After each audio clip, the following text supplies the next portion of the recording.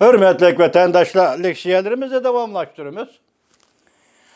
Bugün Çislak 2021 yıl 1. ayının 19. günü. Bugün sizlerge sözleydiğin temamның mazmunu bir tematik ideyasını yukarı tapşırdım. Birinci olup merhum Ahad Turdi doğrusunu toxtalsam, Ahad Turdi Abdülkerim Rahman Edebiyat 64'nin okuğuçularıydı.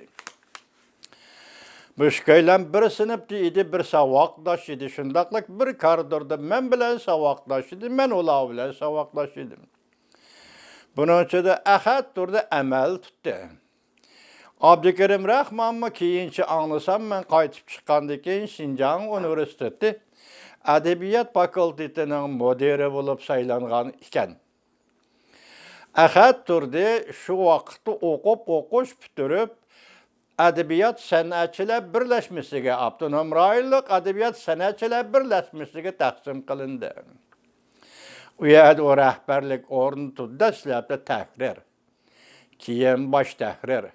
Onun keyin Yazıcılar Cəmiyyəti və Edebiyat Sənətçilər Birləşməsiga münasibətli qaldı. İki orunun birisidir, rəhbərlik ornu tutdu. O axırı özünün vaxt yetib gəlgiçə, ki təbiət, ki Allah Ahad Turdini aldığımızdan elib ketkiçi boğan arlıqda tarih jurnalıda işledi. O nurgun qaləm egillərini tərbiyəledi.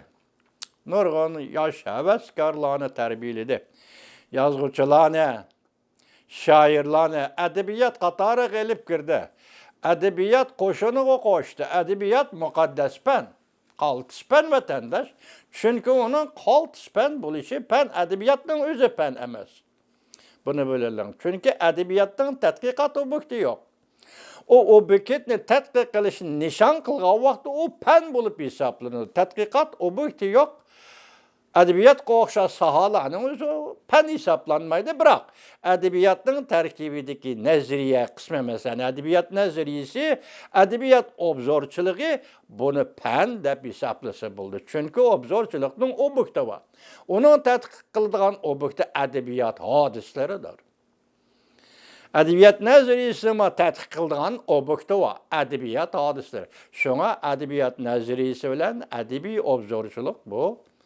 Pen hesaplansa edebiyat mesela roman icadiyeti, şiiriyet icadiyeti ve başka drama yani edebiyat janrları, türleri ve xillerinin içindeki barlıq kalem təvrişle yezip icat kılıp obraz. Fəqətlə bədii məqsəd olan yaratılған obraz. Ləkçiliği de kalem təvritidiğen kişiler bula, yazmışlar bula edebiyat. Edebiyatın uluq sənət işgəlliği şüyə deyken ki, o ikinci bir noktada mesela felsefe sahasında o üstqor olmağa mənsub vatandaş. Üstqor olmağa mənsub. Üstqor olmadı edebiyat, siyaset, din, felsefe ve başka ideolojik formula bu üstqor olmayışıdır. Hadisedir. Şundaqla onun asıdiki iktisadi bazıs.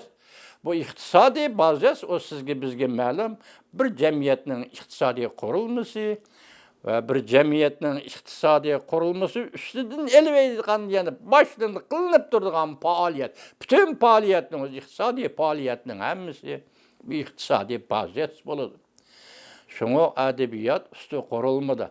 Bulup edebiyatın sezgörlük dercisi, siyasetin sezgörlük dercisinden asla kem emez. Bırak siyasetle edebiyat her ikisi bir gevde emez. Öz aldığı müstakil müesseseler. Mesela edebiyat öz aldığı müstakil müessese, mesela siyaset öz aldığı müstakil müessese, din ve felsefe hem şundak felsefe de öz aldığı müstakil müessesedir. Bunların oturısı da kaydı bu için bir hizmet kılış bulmaydı. Mesela edebiyat siyaset için hizmet kılmaydı. Siyaset edebiyat için hizmet kılmaydı. Şundakla edebiyat din için hizmet kılmaydı. Ya ki din edebiyat sanat için, siyaset için hizmet kılmaydı. Ula üstqorulmada müstakillik iyi alaydı. Hadisler pen hadislerdir vatandaşlar. Şoňa men bu ýerde edebiýatnyň küçüni muayyerleşdirişimden sebebi o cemiyetiniň termometridir. Edebiyat muayyen bir cemiyetinin, muayyen bir milli cemiyetinin, yani ki milletleşken cemiyetinin, millet etnik gruplar cemiyetinin termometridir. Birak bunu mustamlika elledi kontrol kılıp durdu. İcadiyetini kontrol kıldı, ihtirani kontrol kıldı, fikir yaratışını kontrol kıldı, iddiyeni kontrol kıldı. 70 yıl Xitayning mustamlika cemiyetide Uyg'urning adabiyoti mana mushundaq shaklda, mushundaq mavjudlik uchun taraqqiy qilib keldi. Lekin Uyg'ur adablari bo'y bergani yo'q. Xitoyga taslim bo'lgani yo'q. Xitoy sen nima desang shu deydigini yo'q.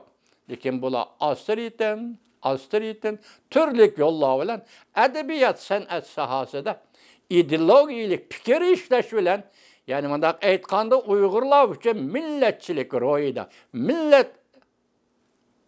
milliy ong ro'yida qalam tabritib nurg'un ishlarni qildi. Nurg'un ishlarni qildi. Ana shu adabiyot sohasining peshqadamlaridan biri yozuvchi Ahad Turdi. Bugun marhum bo'lib ketdi. Allohdan biz Ahad Turdiga jannat berishni talab qilamiz, hurmatli vatandoshlar. O mening saboqdoshim edi. Nurg'un asarlarni yozgan edi.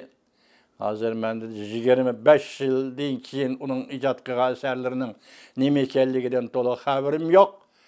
O dastlabda yozgan bir parcha hikoyasi Guruch degan hikoyasi bilan adabiyot san'at sohasiga kirib kelgan yozuvchi edi. Ahad Turdi.